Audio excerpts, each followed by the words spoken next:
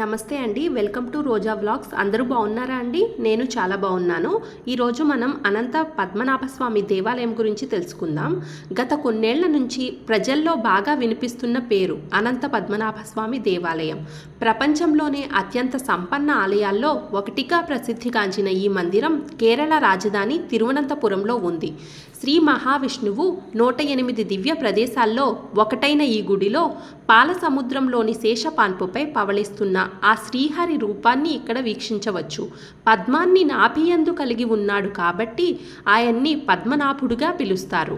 కొన్నేళ్ల క్రితం ఈ మందిరం నేల మాళిగల్లో బయటపడిన బంగారం వల్ల ఈ గుడి సర్వత్రా చర్చనీయాంశమైంది.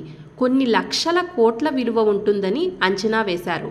ఇటీవలే ఆలయ బాధ్యతను ట్రావెన్కోర్ రాజకుటుంబానికి తిరిగి అప్పగిస్తున్నట్లు సుప్రీంకోర్టు తీర్పు వెలువరించిన నేపథ్యంలో అనంత పద్మనాభ స్వామి ఆలయం వెనుక ఉన్న రహస్యమేంటో ఇప్పుడు తెలుసుకుందాం. ఆలయ ప్రస్తావన గురించి అనేక పురాణాల్లో, ఇతిహాసాల్లో ఉంది. బలరాముడు స్వామికి పూజలు చేసినట్ల భాగవతం పేర్కొంటోంది. స్వామివారి గురించి 12 మంది అల్వారుల్లో ఒకరైన నమ్మళ్వారు అనేక రచనలు చేశారు. కలియుగం ప్రారంభమైన రోజున ఈ ఆలయాన్ని నిర్మించినట్లు తెలుస్తోంది. అయితే ఈ గుడి చరిత్రపై నిర్దిష్టమైన సమాచారం లేదు. వేల సంవత్సరాల నుంచి నిత్య పూజలు అందుకున్నట్లు ఆలయానికి చెందిన రికార్డులు తెలియజేస్తున్నాయి. అయితే ఈ మందిరాన్ని 260 ఏళ్ల క్రితం తిరిగి నిర్మించారు. అప్పటి తరాలుగా ట్రావెన్కోర్ రాజకుటుంబం ఏలుబడిలో ఈ ఆలయం ఉంది.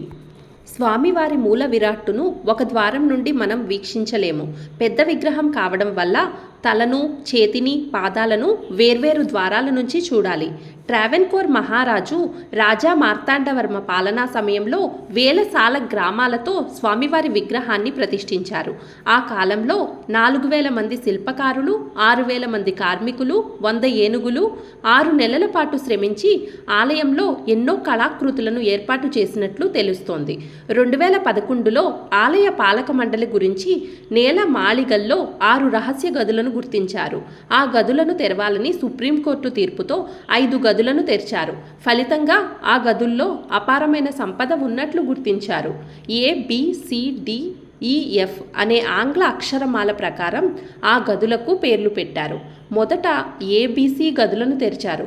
వాటిలో 20 పెద్ద జగ్గులు, బంగారు హ్యాండిల్తో కూడిన ఒక జగ్గు, ఒక బంగారు కలం, 340 వరకు బంగారు జగ్గులు, 30 వెండి దీపాలు, శివుడి విగ్రహాలు, ఇతర బంగారు ఆభరణాలు రాసుల కొద్దీ ఉన్నట్లు గుర్తించారు. ఇవి కాకుండా తీస్తున్న కొద్దీ బంగారం కంకణాలు, ఉంగరాలు వస్తూనే ఉన్నాయి. ఆలయానికి ఉత్తరం వైపున రూమ్ D, ఆగ్నేయంలో రూమ్ Fను తెరిచారు. ఈ గదుల్లో అపారమైన బంగారం, వజ్రాలు రాసుల కొద్దీ లభించాయి. వీటి విలువ లక్షల కోట్లలో ఉంటుందని అంచనా.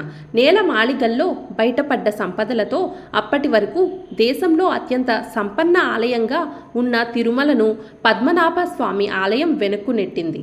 ఆలయంలోని 6 నేల మాళిగల్లో ఇప్పటికే 5 నేల మాళిగలు తెరిచారు. అందులో బయటపడిన సంపద సుమారు 5 లక్షల కోట్ల వరకు ఉంటుందని అంచనా వేశారు. 5 గదులు తెరిచినప్పటికీ 6వ గదిని మాత్రం ఇంకా తెరవలేదు. నాగబంధనం వేసి ఉండడంతో తెరవడం సాధ్యం కాదని పండితులు పేర్కొన్నారు. ఆ గదిలో ఈ 5 గదుల్లో ఉన్న దానికంటే రెట్టింపు సంపద ఉంటుందని అంచనా వేస్తున్నారు. ఆ గదిలో ఎంత సంపద ఉంటుందో అనేది ఆ అనంతుడికే తెలిసిన రహస్యం. కొంతకాలం క్రితం వరకు ఆలయంలో నేల మాళిగల్లో లభించిన అనంతమైన సంపదకు ట్రావెన్కోర్ పాలకులు సంరక్షకులుగా ఉంటున్నారు. వెలకట్టలేని నిధుల రాశిని స్వామివారికి అర్పించి తరతరాలుగా వాటిని సంరక్షిస్తున్నారు. ఇదండి అనంత పద్మనాభ స్వామి ఆలయం వెనుక ఉన్న రహస్యం. అనంత పద్మనాభ స్వామి ఆశీస్సులు అందరికీ ఉండాలని మనస్ఫూర్తిగా కోరుకుంటూ మరొక వీడియోతో మళ్ళీ కలుద్దాం. నా ఛానల్ మీకు నచ్చినట్లయితే ప్లీజ్ నా ఛానల్ను లైక్ చేయండి, షేర్ చేయండి, సబ్స్క్రైబ్ చేయండి. Thank you.